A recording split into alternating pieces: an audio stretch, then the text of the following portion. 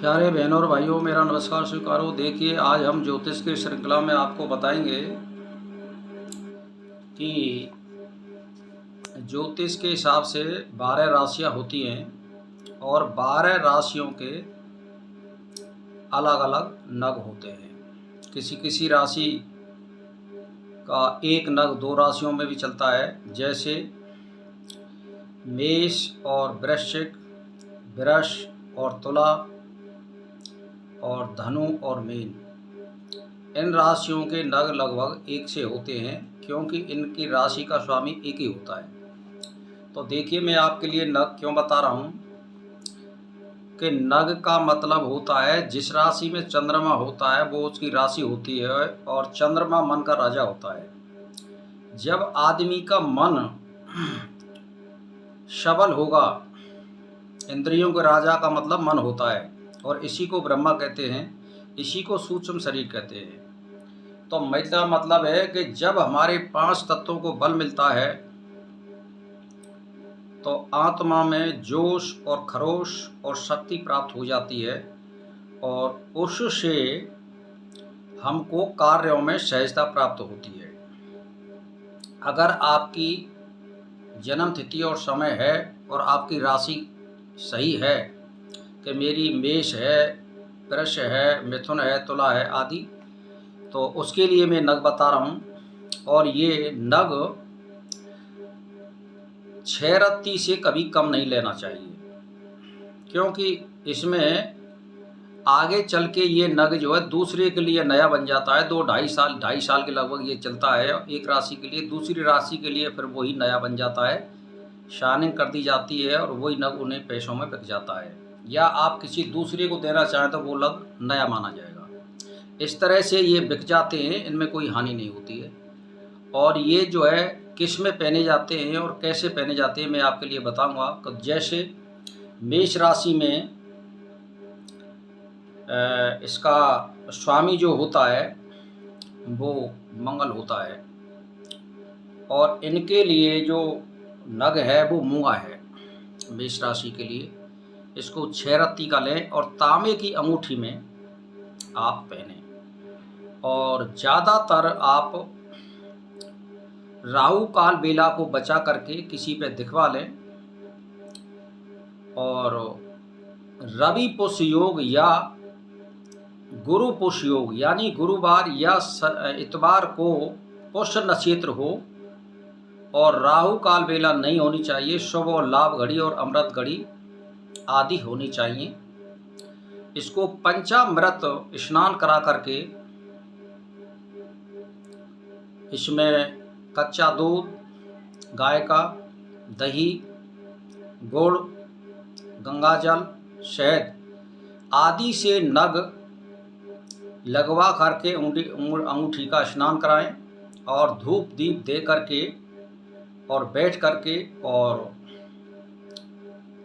अपने इष्ट देव को नमस्कार करके, अपने गुरु को नमस्कार करके, अपने माता पिताओं को नमस्कार करके बड़ी नम्रता से इसको पहनना चाहिए शुभ मुहूर्त में, शुभ घड़ी में।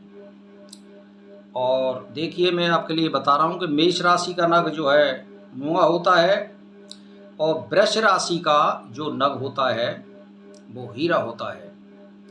ये भी 5-6 रत्ती से कम नहीं होना चाहिए। अब जो मिथुन राशि होती है उसका नग पन्ना होता है, जो सोने की अंगूठी में लगाया जाता है। पन्ना को हमेशा छुंगली वाली उंगली में, यानी बिल्कुल सबसे जो छोटी उंगली होती है सीधे हाथ में, उसमें पहनना चाहिए। और अब है साहब, हमें जो कर्क राशि होती है उसमें मोती नग होता है, और ये चांदी की अंगूठी में पहना जाता है। लेकिन अंगूठी ऐसी होनी चाहिए जो उंगली से यानी त्वचा से वो नग छिपना चाहिए, इस तरह से बनवाएं। तो इसको भी रवि पुष्य या गुरु पुष्य योग में पहने, और शुभ या लाभ घड़ी में पहने, और राहु काल बेला को बचा दें। धूप दीप दे करके मैंने आपको विधि बताई दी है। और फिर आती है आपकी सिंह राशि। सिंह राशि में मणिक होता है, और ये सोने की अंगूठी में जड़ा जाता है, और विधि वही है।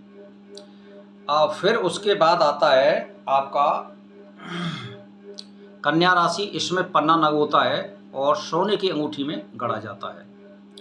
इसके बाद फिर तुला राशि आती है। इसका स्वामी वही शुक्र है और हीरा नग होता है और कम से कम 5 या 6 रत्ती का होना चाहिए। इसके बाद वृश्चिक राशि आती है जिसका स्वामी मंगल है। उसमें तांबे की अंगूठी में मूंगा जड़ा जाता है 5-6 रत्ती का। इसको भी विधि के अनुसार पहने। इसके बाद धनु राशि आती है। इसका नग पुखराज होता है। ये महंगा होता है, कम से कम 20-25 हज़ार रुपये का आता है 5-6 रत्ती का। इसको जयपुर से लें और कहीं से नहीं लें। ज़्यादातर सभी नगों को आप जयपुर से लें, बड़ी चौपड़ से, तो बहुत ही उत्तम होगा। और मेरा कहने का मतलब ये, फिर आती है मकर राशि। मकर राशि का स्वामी शनि होता है और कुंभ राशि का स्वामी भी कुंभ राशि का स्वामी भी शनि होता है। और इन दोनों राशियों का नग जो होता है वो नीलम होता है। इसको भी 5-6 रत्ती करें, ये भी 20-25 हज़ार रुपये से कम नहीं जाएगा। लेकिन शनि को धारण करने से पहले आपको जयपुर जा कर के रात में उससे जिससे लें उससे ये कह दें कि मैं इसको रात में पहन करके देख लेता हूँ। अगर आपको ये पहनने के बाद में आपको मंदिरों में ले जाए, पूजा अर्चना कराए या यात्रा कराए तो ये अति शुभ होता है। अगर बुरे बुरे सपने दिखाए और दुर्घटना कराता है तो उसको तुरंत बदल दीजिए, उसको मत पहनिए। ये इस नीलम की पहचान है। ये यकायक भाव को उदय करता है या अवनति को ले जाता है। इसीलिए इस नग को पहनने वाले मकर राशि और कुंभ राशि वाले इसको जांच करके देख लें। फिर आती है मीन राशि। मीन राशि में पुखराज होता है। पुखराज की कोई ऐसी बात नहीं है, आप पहन लीजिए। अब मैं बताता हूँ कि जैसे जन्म लगन के हिसाब से अगर आपकी राशि का स्वामी केंद्र में है या त्रिकोण में है 1, 5, 9 और ये स्वय राशि का होता है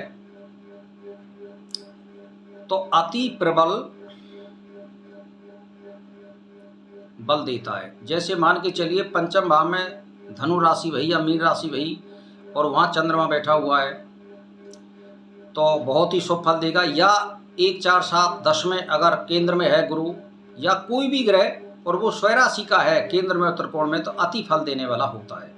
ऐसे ही शनि नमेश और दशमेश होगा वृष लगन में तो बहुत ही अति उत्तम फल देगा। या लगन में उच्च का बैठा है और वहाँ आपकी राशि का चंद्रमा भी बैठा है या चतुर्थ या सप्तम या दसम भाव में बैठा है तो अति फल देने वाले होते हैं। तो भाई और बहनों, इनको लाभ उठाइए। आपके लिए मैं ये शेयर कर रहा हूँ और आपको अगर कोई बात करनी है तो मैं नीचे प्रत्येक वीडियो में नंबर दे रखा, उससे बात कर सकते हैं। इसी के साथ मेरा नमस्कार स्वीकार।